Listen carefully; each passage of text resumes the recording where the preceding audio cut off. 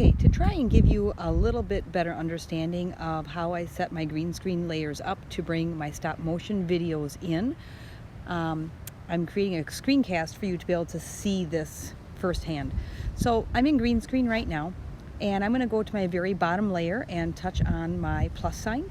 Once there, I'm going to click on image, and I'm going to go into my photos and bring in my student's background image. I'm going to click use. And that's going to lay that image down on my bottom layer. I'm then going to go to that middle layer, again, touch the plus sign, and this time I'm going to go to video, and I'm going to bring in my student's stop motion green screen video. Once I've got that video laid in on that middle layer, I'm going to slide that video down to the very end, and I'm going to tap that video one more time so that the toolbar below opens up. At this point, I'm going to touch copy, and I'm going to lay another video down by clicking paste so that my student will have more time to be able to share their research and information. And again, I'm going to slide down to the end of that timeline, and I'm going to lay in one more. At this time, you'll see that I have 36 seconds, and just for safe measure, I'm going to lay one more track in to make sure that my student has more than enough time to be able to share their research. At this point, I'm going to slide all the way back to the beginning of my timeline. I'm going to go up to the top layer, and at this time I'm going to put the camera on. My iPad will still be facing down at that green screen on the iPad stand that I've got it hooked into, but I'm going to open up the camera. Once that camera opens up, I'm going to flip the camera, so again, it's facing down. And what I'm going to do at this point, if you've got the green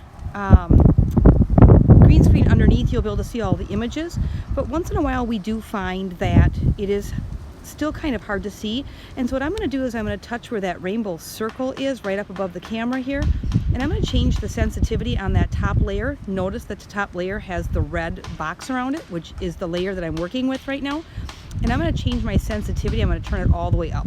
At this point now, you will be able to see my video play even though my camera is on. I've taken that sensitivity off where you won't see me.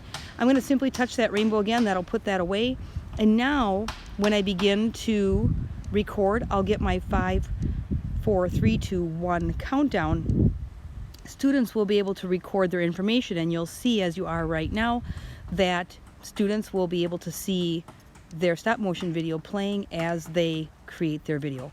When done, simply click the black square. I typically let it run the entire time until that loop of my video is done, so it doesn't stop the shark mid swim, if you will.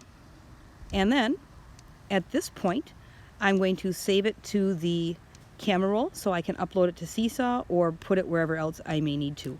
So that being said, I hope that this helps you out to understand a little bit better how I put my green screen layers together.